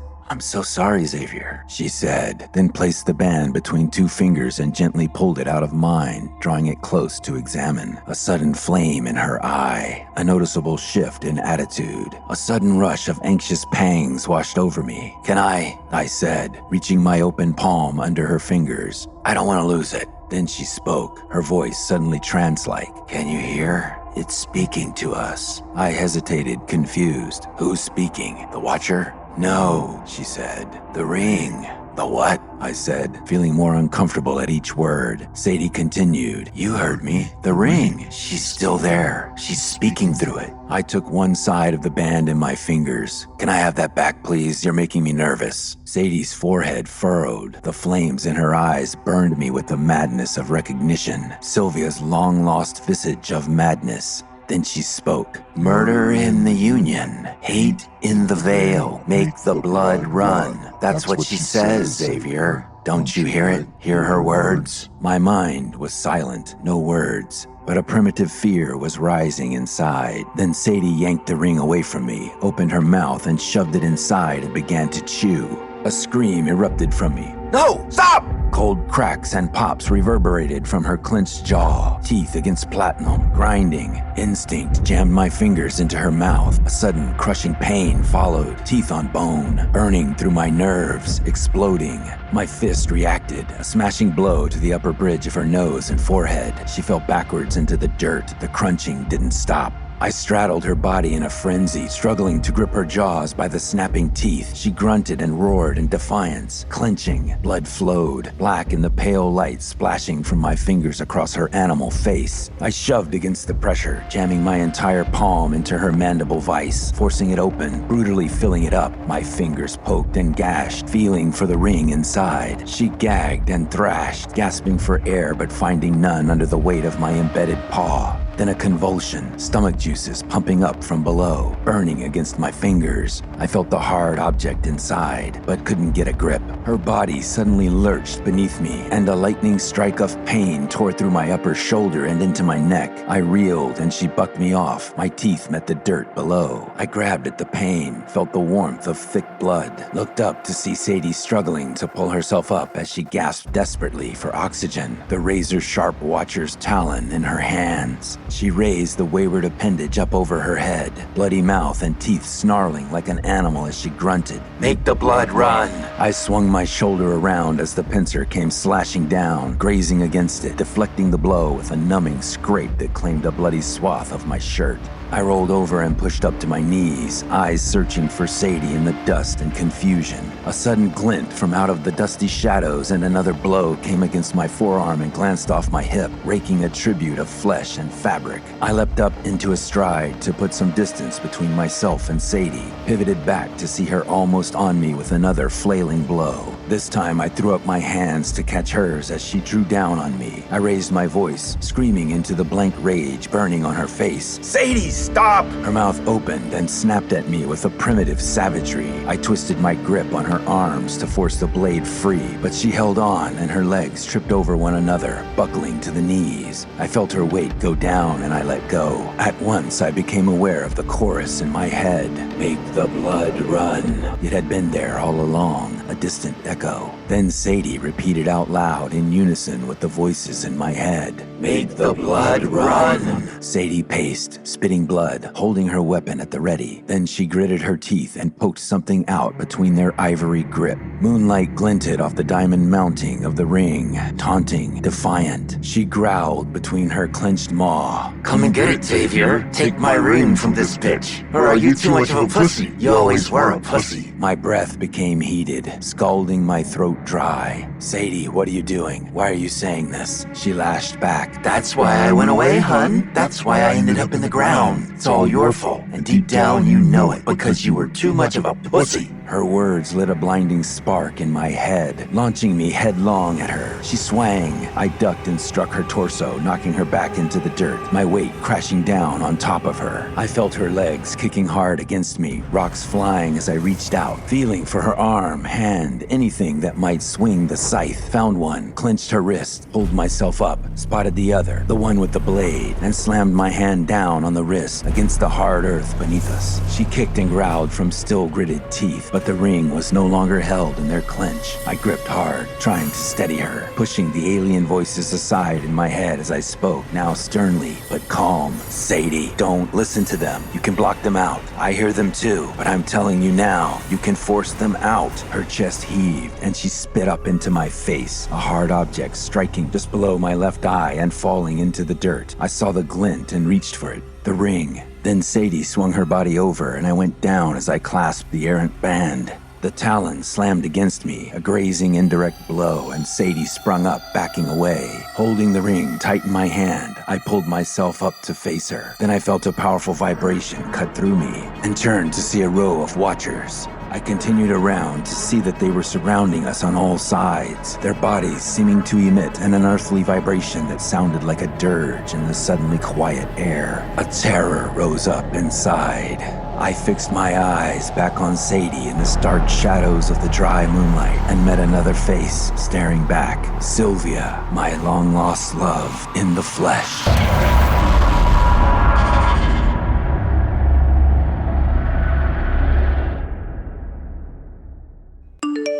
Sylvia, but how? How could it be?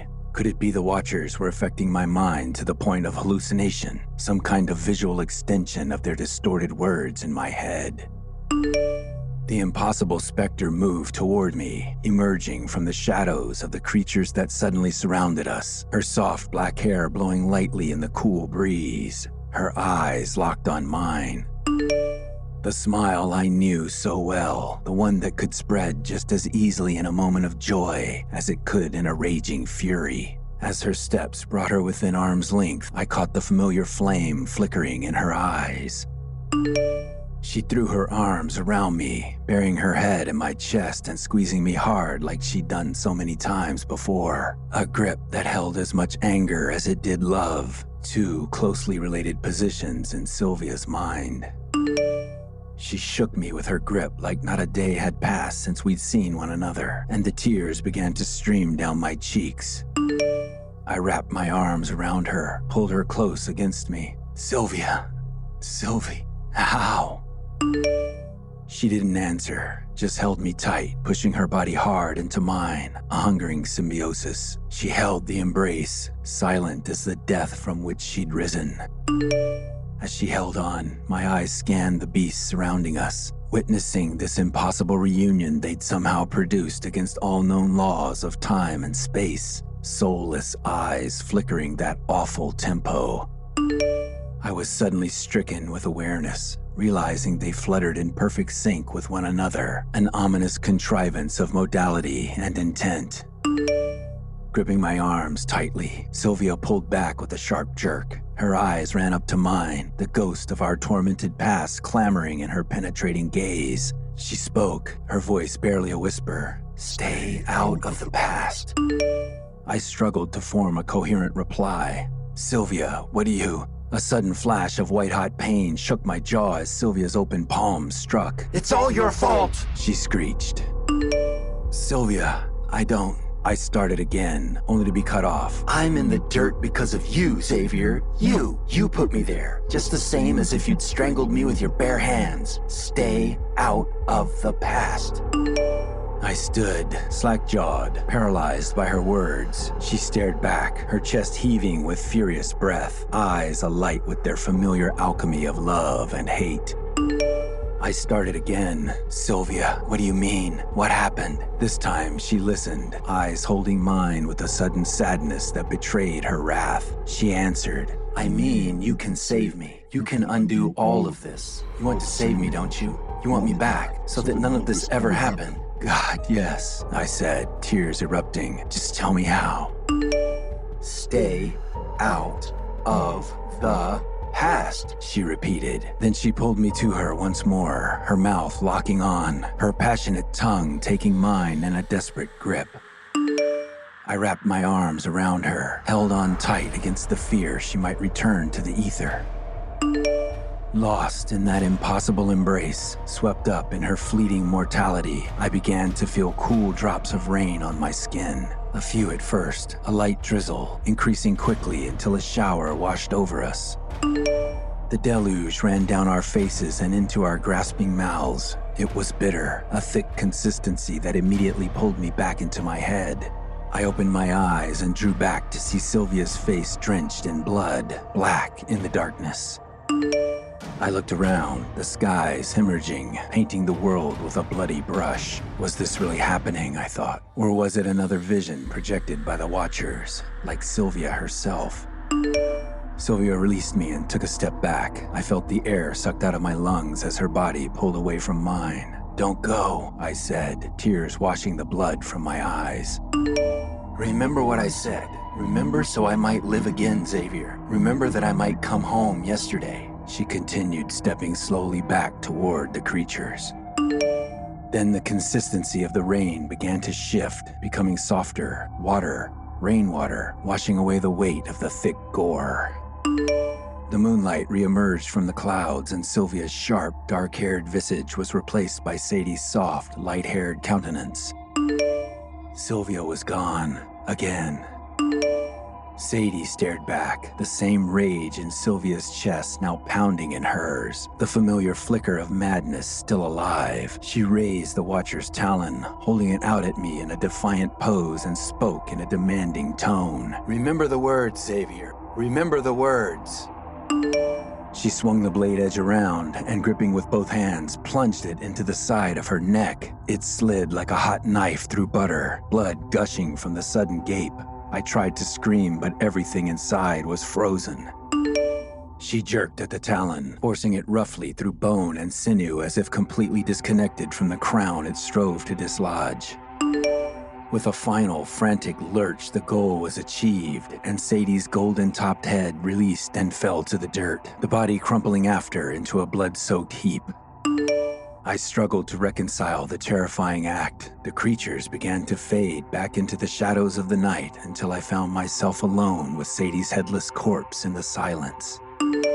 I took a few steps toward the ruined form and stopped. I strained to make out the cold features of Sadie's muck-spattered face. I felt empty and suddenly afraid, warning bells of complicity and guilt rattling my insides. I'd witnessed the act, but there was no way I could report it or even speak of it. Aliens or not, who would believe me? I began to move back, retracing my steps, then turned and stepped up my pace, panic driving me inside. As I made the turn at the bottom of the hill, I looked back one more time to Sadie, moonlight glistening off the coagulated pool of blood in which she lay. I made my way to the gate, scaled it again with a surprising dexterity, no doubt brought on by the fear coursing through my veins. I continued down the foot streets of Hollywood, the horrors of those hills replaying in the twisted theater of my mind.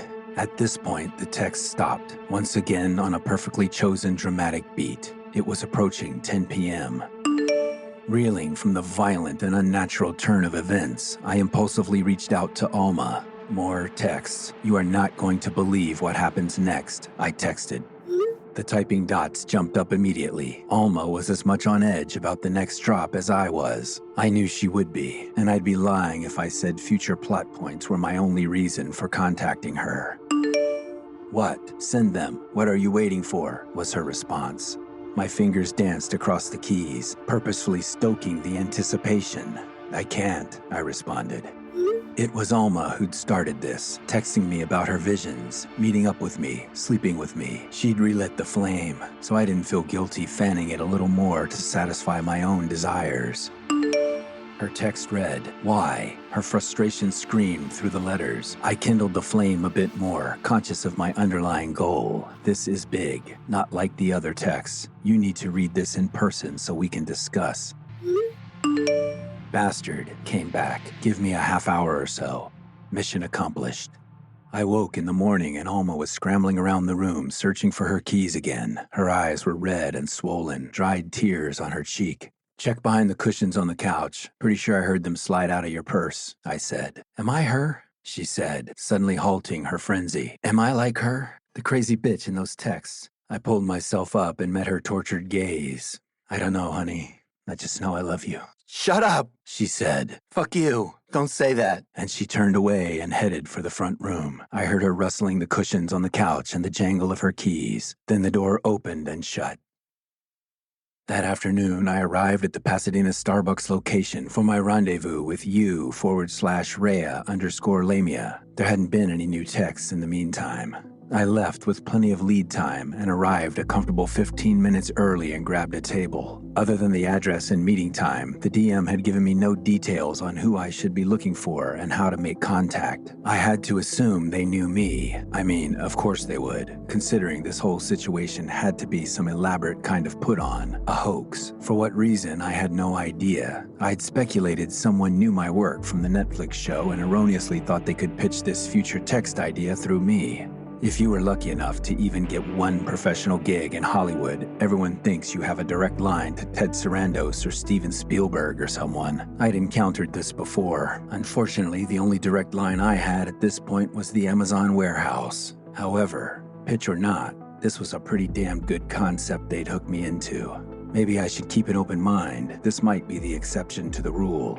But then, what are the odds the person behind this would also happen to visit one of the forums on which I'd put out the call for others experiencing the same phenomenon? I guess it's not impossible, but the odds were not in favor of it. I was lost in thought, chasing my hypothetical tail when a voice suddenly called me back to my mission. "Is this seat open?" A soft, female voice spoke just high enough to be heard over the chatter of the crowd. I looked up to meet the penetrating gaze of a face as sharp and severe as it was soft and inviting. Straight black hair, thin, shoulder-length, framing her commanding features. The eyes that held mine, almond, on fire, brown at first glance, revealing a hazel tint as they drew you in. I swallowed. "Yes, it's yours, take it." She sat down in the seat and folded her arms on the table. She took a sip of her drink. The slurping of her lips on the hot whipped cream sent a seductive shiver up my spine. I had expected her to take the seat and move to another table, so I was already self-consciously alert when she spoke. "I love pumpkin spice, especially the whipped top. I look forward to it every year. What are you having?"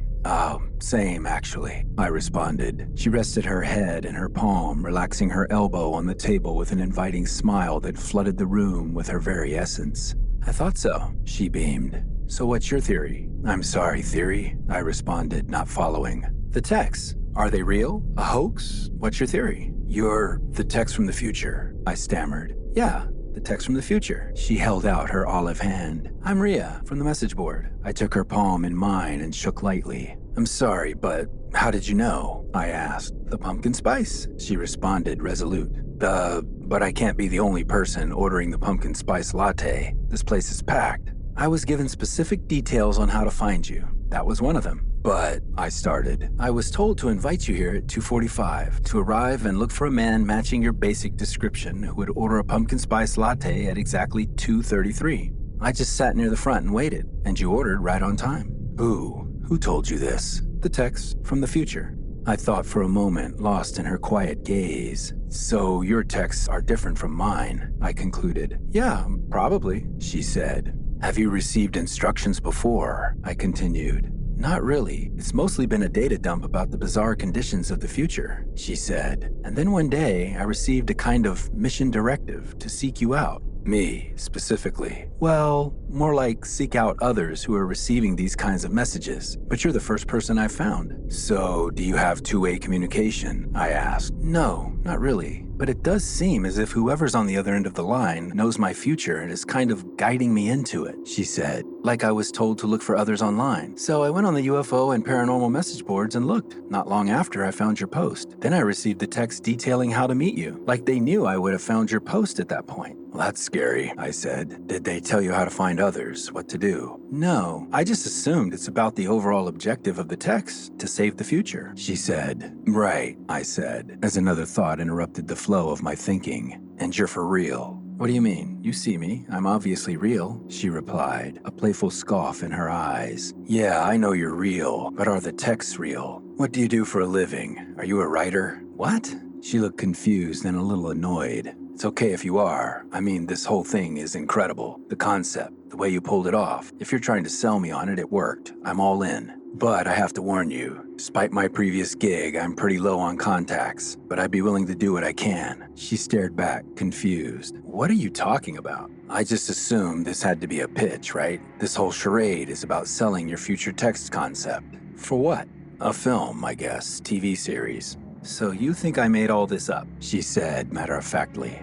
I mean in the best way, creatively, didn't you? No, Evan, that's not what this is. I'm not a writer, not selling anything. My thoughts bumped as she spoke my name as I hadn't formally introduced myself. But then again, she'd already know that if she was pitching me, so it quickly fell back in line with my theory. You're sure? I questioned, skeptical. The aggravation that rippled across her face and through her voice was palpable. I'm sure. Her obvious impatience made me realize that this wasn't a pitch. Whatever this was, she was serious. Okay. Sorry about that. I just had to be sure. Let's reset here, I said, feeling suddenly defensive. How long have you been receiving the texts? About 3 weeks. Before the trumpets, she said. And who is sending the texts? Have they told you about themselves, their name? I pressed. Not really. The messages are very straightforward, like a chronological catalog of events. No personal commentary, I asked. No, none really. I gestured to her phone on the table. This is the phone? Yeah, that's it, she confirmed. Can I read some of your thread? I'd really like to see how yours compares to mine. Well, you can't, she said. I won't even touch your phone. You can just hold it up and scroll through a few. Not possible, she maintained. Not possible you won't or not possible you can't, I asked. She picked up her phone and opened the lock screen. I've tried to share them before, but all anyone sees is gibberish. She opened a text thread and turned the screen to face me. I squinted to read against the glare of the sun through the window. I spoke the text out loud. The blade is life, the reaping kind. The culling spirit swings. Liberate the death, cull back the divine. Huh, right, I nodded. So what do you see when you look at the screen? I see what you see. But when I read it to myself, it's like a code is unlocked in my mind, and a message forms, almost as if I'm remembering something I've never read, she explained. And you? I assume it would work the same for you. No, my texts are straightforward. I've even shared them with my ex-girlfriend, and she can read them fine. I took out my phone, opened the text screen, and sat it on the table in front of her. Her eyes narrowed as she studied the messages. She ran her finger across the screen, scrolling down to read more. As she scanned, a thought arrested my awareness. Rhea's text read like the Watcher's nonsensical mind-speak from Xavier's stories, which had to mean that Rhea's future texts were coming from them. And if those words were triggers that unlock psychically encrypted messages in her mind, could they have been doing the same to Xavier? He never mentioned such a thing, but there's nothing to say those messages can't be subliminal. It explains the shift in Sadie's attitude in the canyon. Might explain why Xavier saw Sylvia there. Certainly more plausible than time travel. But then again, it also makes her story easier to pull off. I'm sure it was a lot of work to create the text thread I'd been reading. This way she, or whoever she might be working with, didn't have to write a whole other storyline. Either way, I decided it was best to be careful of this situation, keep my guard up. She looked up from the screen and placed a hand on my wrist. "There's a reason I sought you out, Evan. More than just our shared text from the future," she said, her eyes staring into mine. There was a flicker from behind the hazel in her eyes, and a powerful feeling of déjà vu fluttered through me. Memories of being here before, meeting her, flashes of moments together never spent. They rose up and imploded like a flash against my consciousness. Then they were gone, save some slight impression from the rush of images. She continued, "Someone is trying to kill me."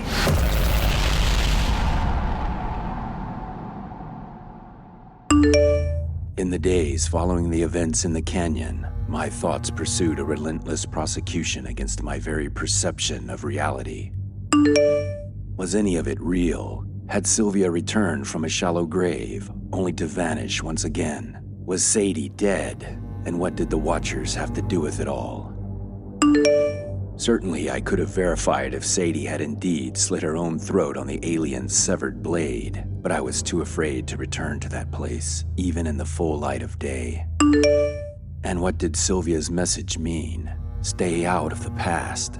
Now, I'm sure both you, the one reading these messages, and myself understand what it must have meant, that it was directed towards the text I am writing you, and you are reading at this very moment. But at this point, I had no idea.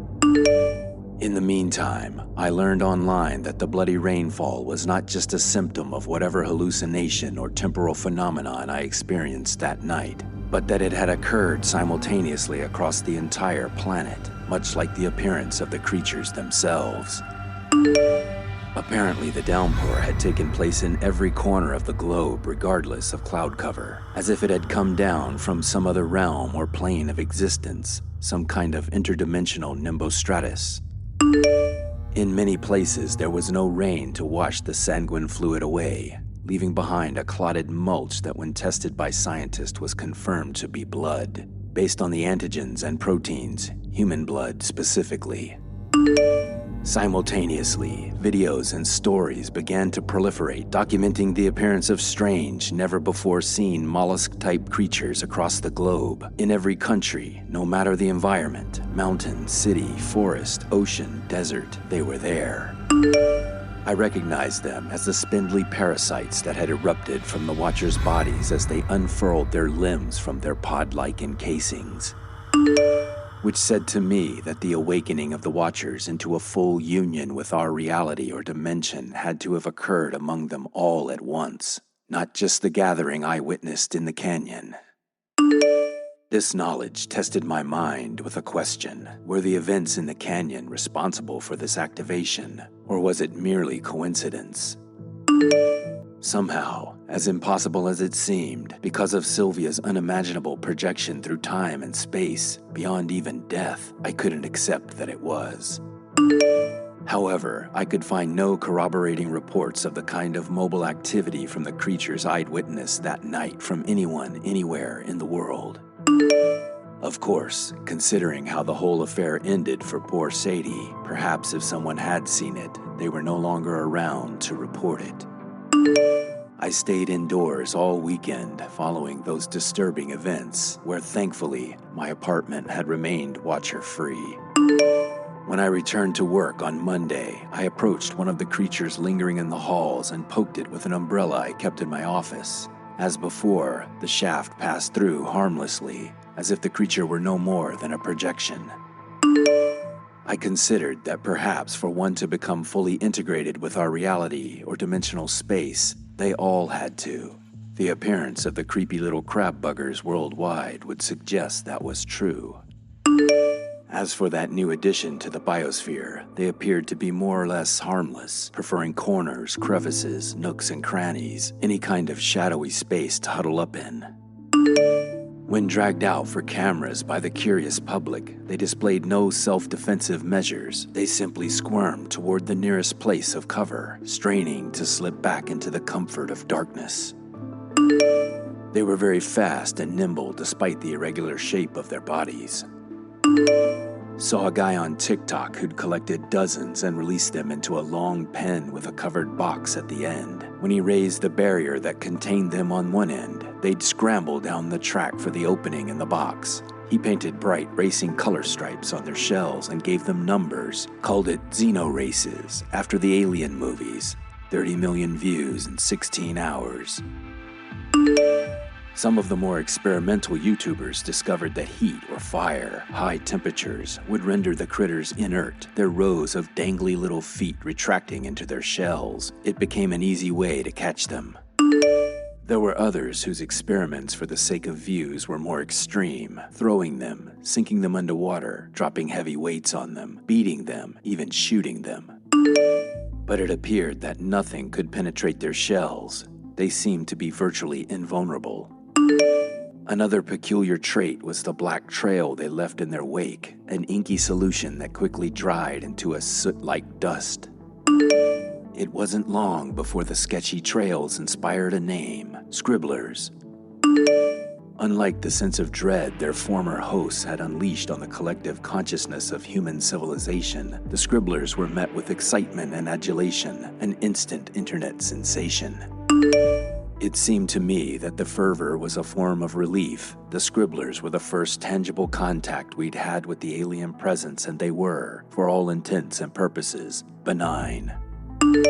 Never mind that they hailed from a worldwide downpour of human blood.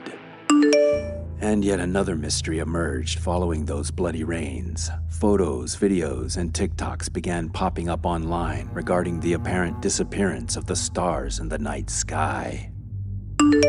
The moon was still there, its brightness noticeably dimmed, but the sunlight was as strong as ever, albeit, as I mentioned early on, even its light had changed temperament following the trumpets. It wasn't something I noticed myself, seeing as how after the hills, with the exception of traveling to and from work, I hid indoors, but the chatter online was quite convincing. It also happened that that week the LA skies were uncharacteristically overcast, so my attempts at personal confirmation were inconclusive. After a few days, NASA released an official explanation, backed up by the European Space Agency, stating that the disappearance of the stars was most likely the result of a large dust cloud, what they termed a dark nebula, in the area of space the Earth was passing through at the time. They reassured the public that the James Webb Space Telescope had been able to see the stars beyond the passing anomaly. The obvious online response from a distrusting public was that the photos they presented could have been taken at any time. The sudden news of a transient space cloud that had never been spoken of before was also suspicious, opening the door to theories that it may be responsible for the sudden appearance of the alien golems.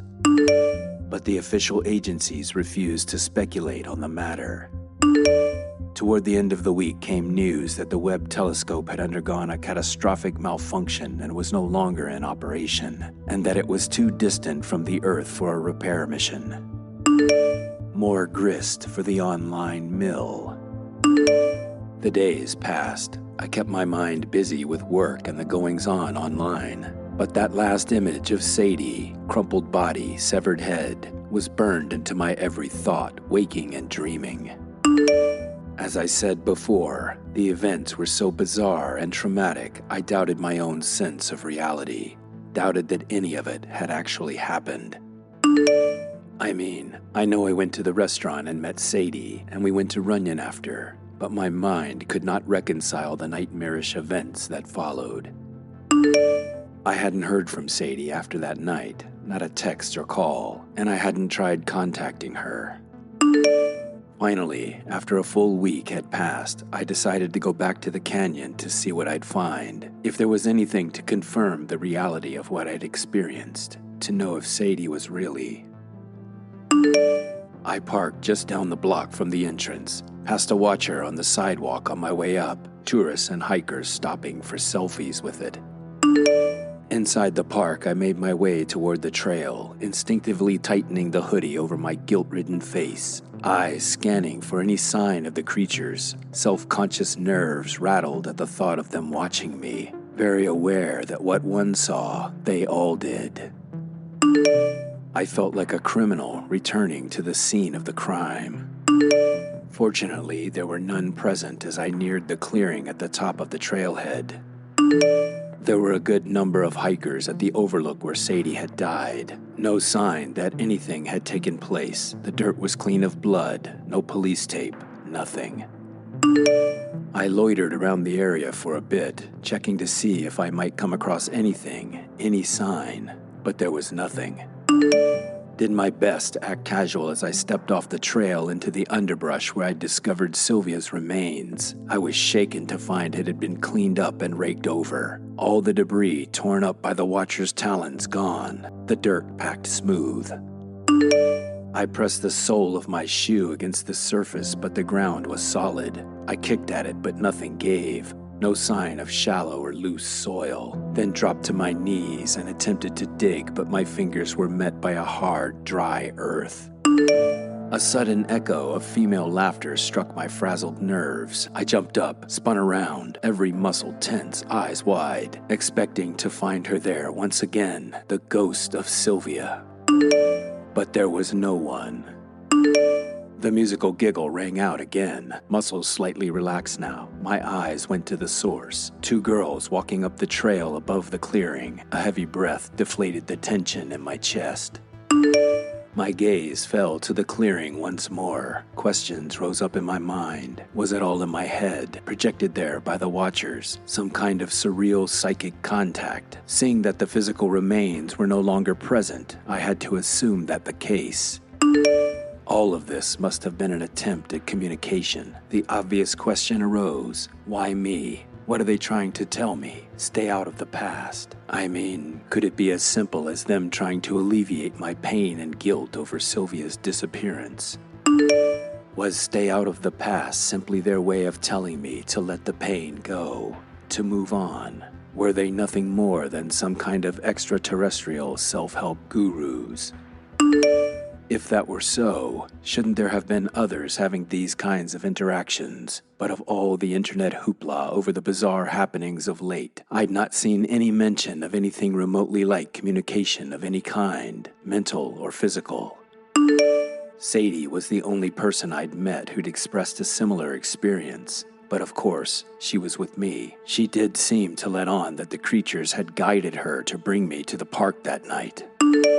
My God, I thought, was Sadie even real? Could she have been nothing more than a figment of my imagination, some kind of mental projection from the watchers?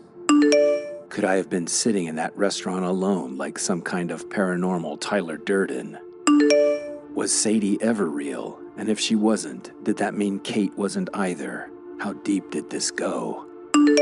I looked around, rocked by a sudden disorientation. Even my surroundings no longer felt real, like I was in some other reality, a world of familiar sights I'd never seen before. I decided to get out of there. There wasn't anything more I could do, and now my grip on reality seemed to be slipping away.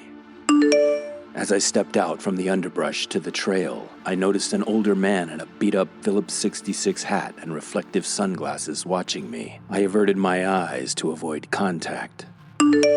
But my efforts were of no use. It was clear he'd fixated on me. He stepped closer, excitedly. "Crazy, right? You looking for bones?" His words slapped me dead in my tracks. "I'm sorry, what?" I responded. "The bodies. They found 2 bodies here last weekend. One had been buried in that clearing you just come up out of. The other one out here on the trail. Head was whacked clean off. Big mess for a few days. I come up on the headless one in the morning with some other hikers." His words ground me back to reality. A whole other kind of disorientation punched me with the realization that everything I remembered was true. I tried my best to remain calm, unaffected. No, I had no idea. Just had to take a piss is all. He continued, "Yeah, they cleaned it all up really quick. Put everything back the way it was practically overnight, like they were covering something up. But I seen it with my own eyes. It was gruesome." "Scary." I nodded and continued on my way. As I headed back down the trail, I gave one last look to the clearing, only to meet the empty black orbs of a watcher who had suddenly appeared there. My body began to shake as I averted my eyes to the ground ahead of me and picked up my pace, carrying me away from its accusing gaze. I drove straight home. I felt numb, a sudden detachment from everything, from reality itself. Heading up to my apartment, I grabbed the mail from the cluster box in the lobby. As I slogged up the steps, I noticed a curious letter in the stack. I pulled it out and studied the smudged dark red handwriting that spelled out my name and address. No return label, no postage. I had to wonder how it got in the box without postage. Once inside, I ripped open the envelope and removed the folded letter inside. The words were scrawled in the same thick red strokes as the address. My eyes scanned the page. While clearly scrawled with the tip of a finger as opposed to a writing utensil, it was disturbingly clean and precise. Getting a sense of the words as I looked it over, I began to read. Mr. Xavier, to the reader, withholding my last name for reasons previously disclosed. We are a human contingent concerned about the alien threat to our planet. You have been identified by our team of remote viewers as a person of great importance in regard to our mission. We formally request a meeting to discuss your role in the future of our species. It was signed, The Assessors. The letter was followed by what appeared to be a web address consisting of a series of random numbers, no letters, followed by a .source TLD. As I considered the message, a sudden knock at the door sent shockwaves through my already skittish nerves. I slid the letter back into the envelope and placed it at the bottom of a cabinet drawer. I stepped slowly toward the door, listening. I heard nothing on the other side. As I leaned into the eye hole, another knock rattled the door. I pushed up to the glass to spy the back of a black fedora and a matching high-collared coat. The figure turned sharply and my gaze was met by a pair of piercing blue eyes. Instinctively, I jerked back from the door. Something in those eyes sent a wave of déjà vu through my mind and body. I can't tell you what possessed me to do it, but I suddenly felt compelled to unlock and open the door. A tall figure draped in a long black coat stared back, the unnatural orbs set in an otherwise blank expression. Two other black-clad men in matching suit-fedora combination flanked him, their eyes covered by dark shades. All of them had the same pasty white skin and appeared to be bald beneath their caps. Only some slight differences in their facial features set them apart. They said nothing as once again I felt compelled to step back, my body language inviting them in.